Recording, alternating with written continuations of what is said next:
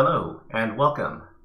My name is the Shy Hat, and it is December 22nd, 2023, and we're here to solve some challenges on today's live stream. More specifically, we're here to solve the Advent of Cyber 2023 event from TryHackMe, and we're currently doing day 22 of the challenge. We started off with day 1 on December 1st, and here we are on December 22nd, and we're solving day 22. It's been a series of beginner-friendly cybersecurity challenges, which are mostly very easy to understand and easy to walk through. And here, this is what we're going to do. We're going to do a walkthrough of today's challenge for everybody. And without further ado, let's get into it. All right. So today's topic is SSRF, and so to start off, let's do the preliminary setup for today's challenge. What we need to do is we need to click on this Start Machine button up here to start the virtual machine that we're going to be interacting with, and the second thing we need to do is navigate to the top of the page and click on our Start Attack Box button over here to start the attacking machine, virtual machine that we're going to use to solve today's challenge. So click on that, and that's going to split the web browser pane window into two panes, with the left-hand pane containing the TryHackMe webpage, and the right-hand pane with the attack box virtual machine that's initializing right now. So we need to wait for the attack box to initialize. So while we do that, we're going to go to the task, the day 22 task here, and we're going to read about what we're going to be doing in today's challenge. So let's begin with the story here.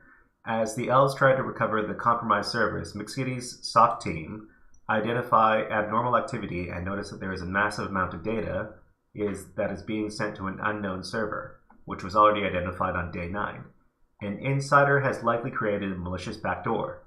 McCity has contacted Detective Frosteau from law enforcement to help them.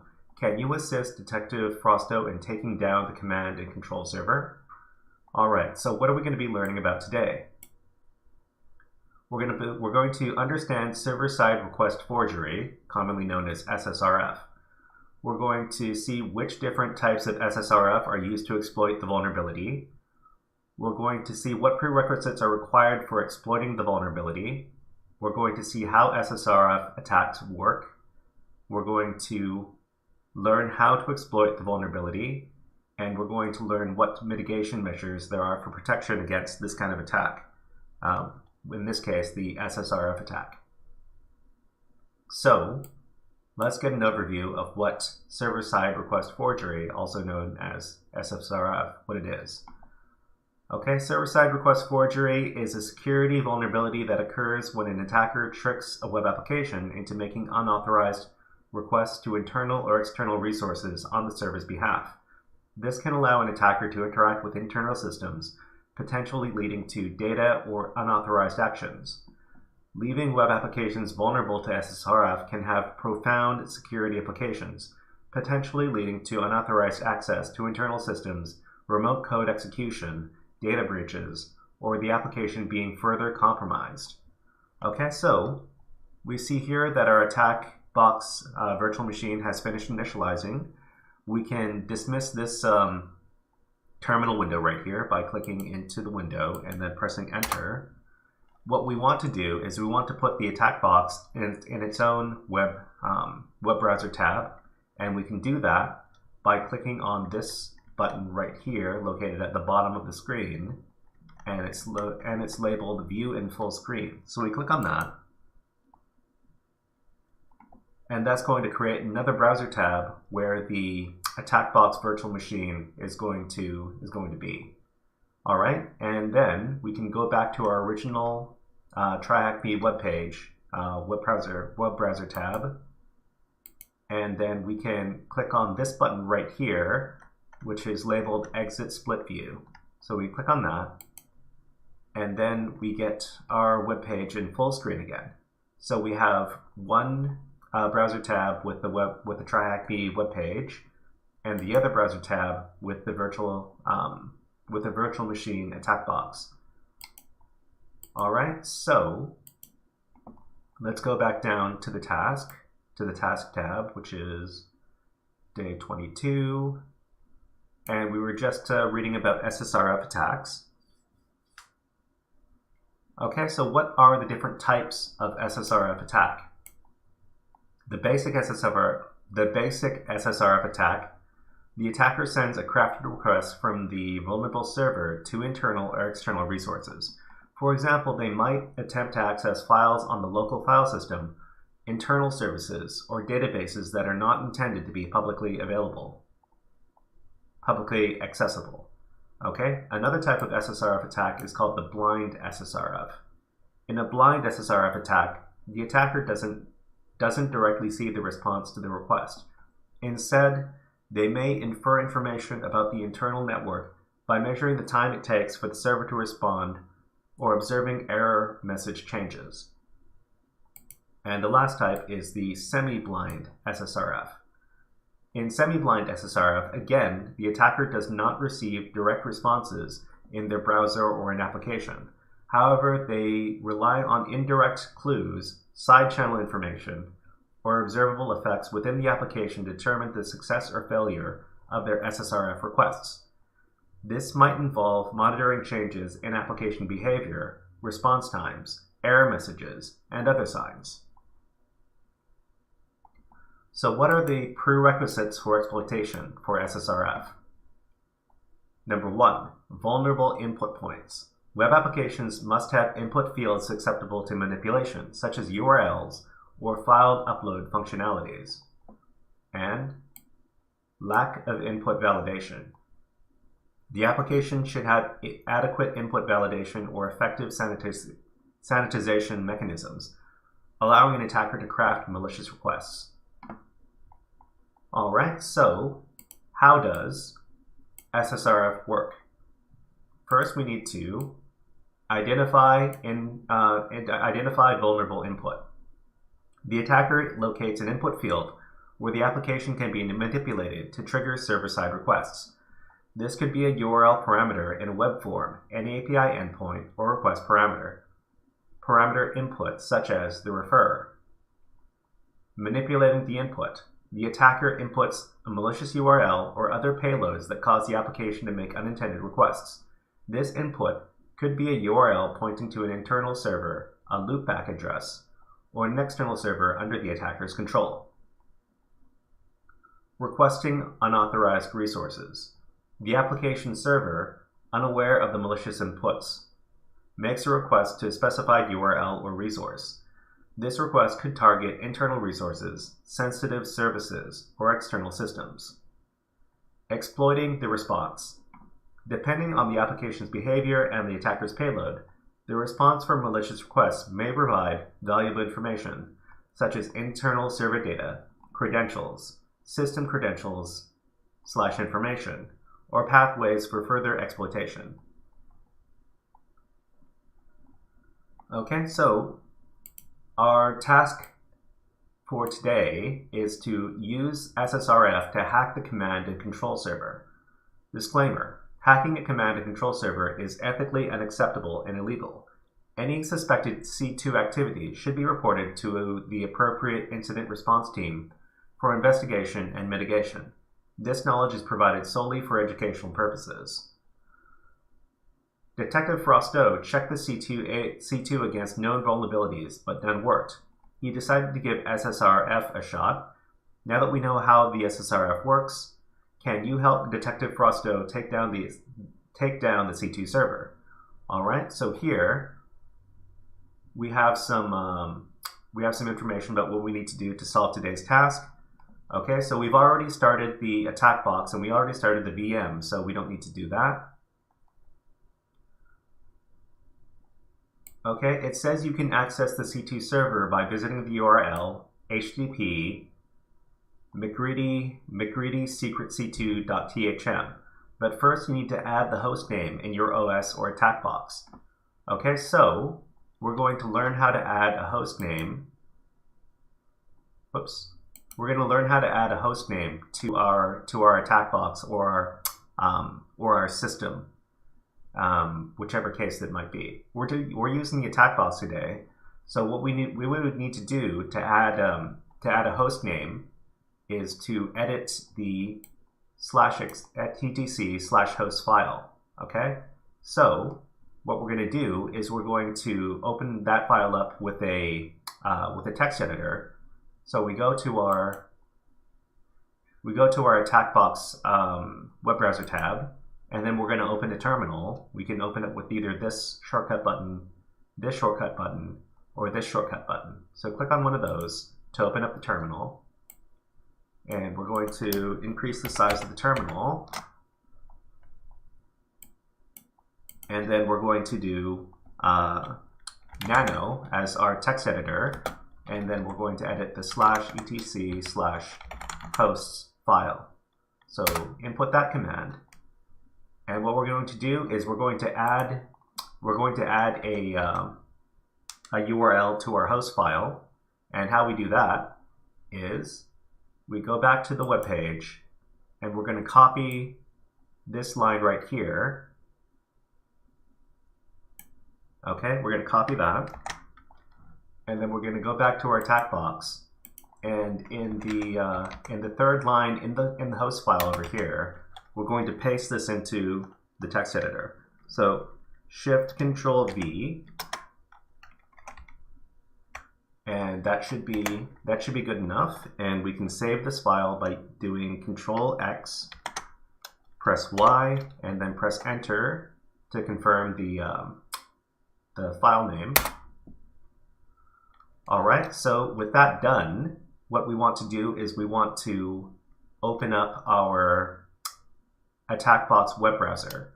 So the web browser is Firefox, and we can start it up by clicking on either this shortcut button or this shortcut button. Okay?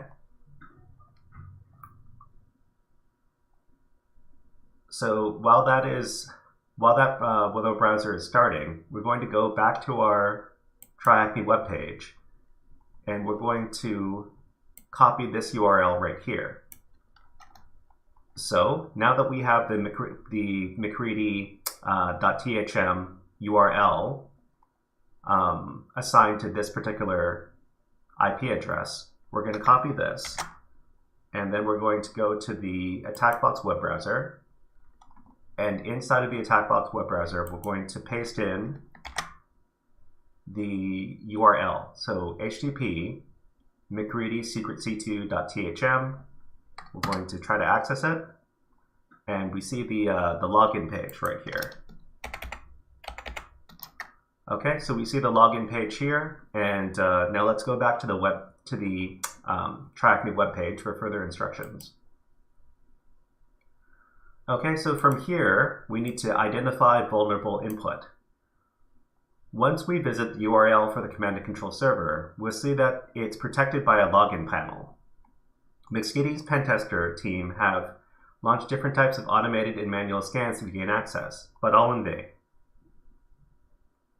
For a target to be exploitable through SSRF, we need to use some vulnerable input to forge the request to the server. Sometimes these requests can be found through scanning, viewing source code, or other documentation logs. Manipulating the input. McGreedy noticed a link to the documentation at the bottom of the page. Once we click on the URL, it redirects us to the endpoints API. Now that we have some URLs, we can try SSRF attacks against them. So that's referring to this particular link right here, access through API. So if we go to our attack box web browser, and then we're gonna put this in a new tab. Okay, so this link is going to have the API documentation, And it is here that we're going to find the SSRF vulnerability. So let's read more about it in the TryHackMe webpage.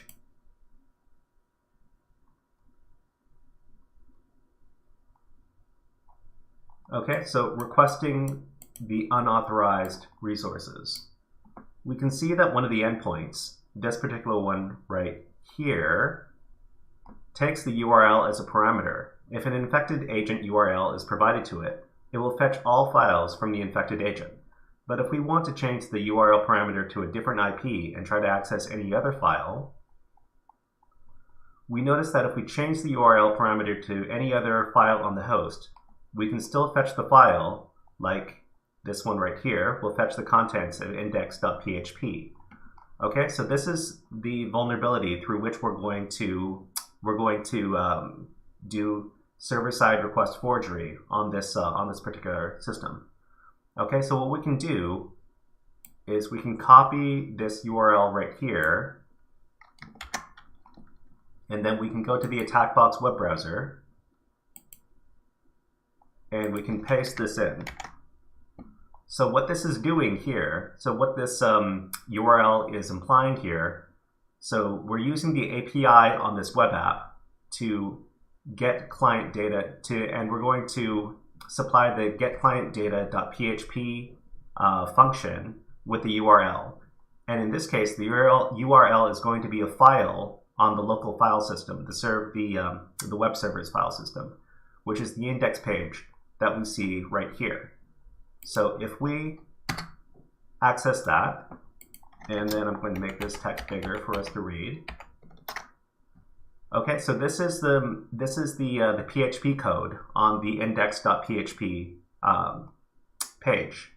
Okay, and we see here it's looking for a username and password. So it checks if the username is valid, and then it sees that the password is valid. And if both are true, it's going to send us to the dashboard.php page. And if not, it's going to say invalid password, please try again. But more importantly, at the start of this code block, at the start of this source code, we see that it's going to include config.php, and config.php is a file that it's going to include in its code. So config.php might contain some valuable data. So what we can do is we can go back up to the top here, and instead of getting index.php, we're going to get config.php. So we can go up here, and we can delete index.php, and we're going to insert config.php, and we're going to see that it will get basically any valid file that we supply to it. And in this case, the config.php file includes a username and password. So it's looking for the valid username and password, and it's looking in the config.php file for that valid username and password. And we see that the username is McCready, and the password is McCready this. So we can use this set of credentials to log in.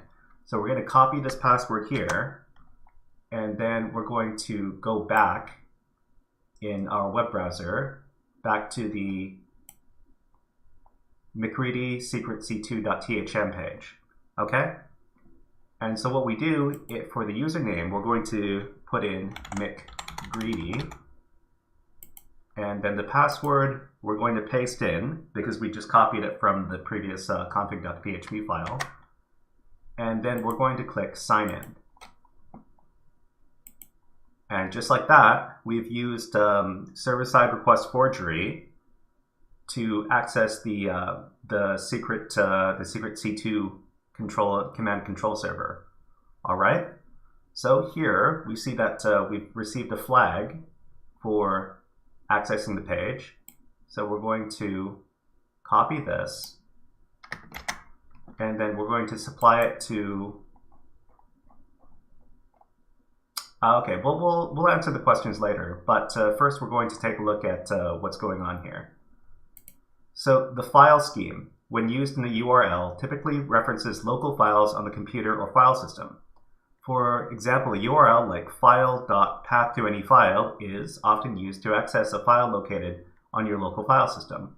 Usually, an attacker can access sensitive files like /etc/password and connection strings, config.php, connection.php, etc. to take control of the C2 panel.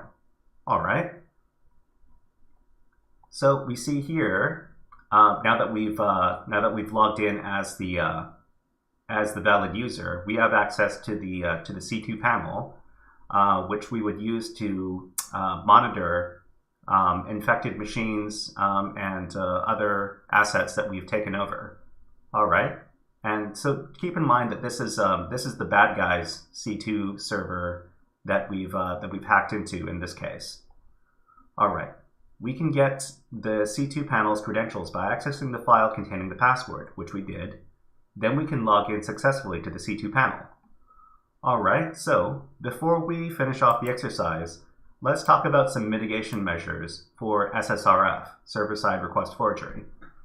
To prevent SSRF exploitation, the following mitigations are suggested. Employing strict input validation and sanitization to prevent malicious input. Using allow list to control which domains and IPs the applications can access. Applying network segmentation to restrict requests to unauthorized resources.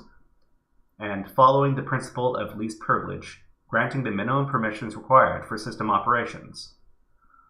All right, so the problem with this particular scenario is that there was no input validation and sanitization to prevent malicious input. In this case, it really wouldn't have mattered too much, but what we should do is we should use allow list to control which domains and IPs the application can access. So the application shouldn't have been able to access the local web server files. So we should have disallowed that in order to prevent this kind of thing from happening. All right, so before we finish off the exercise, we're going to answer the questions inside of the challenge task. All right, so the first question is SSRF, the process in which the attacker tricks the server into loading external resources. Only external resources, yay or nay. Okay, so the very fact that we were able to access internal resources using SSRF means that the answer here is nay, N-A-Y. Okay, the next question is, what is the C2 version? So we can get the answer to this by going to our attack box web browser, and we see inside of the C2 dashboard right here that it mentions that the version over here is 1.1. So that's the answer. So the answer here is 1.1. Okay, the next question is, what is the username for accessing the C2 panel? So the credentials that we received using SSRF were, the username was McGreedy. Then that's the answer. What is the flag value after accessing the C2 panel? So if we go back to the attack box webpage, we see that at the top of the page here, it's THM and this is the flag. So we're going to copy this, and we're going to supply this as the answer. And one last question here. What is the flag value after stopping the data exfiltration from Miss Giddy's computer? All right, so to answer this question, we need to go back to the web page for the C2, and then we scroll down, and we see that there are some actions we can take with the different hacked users.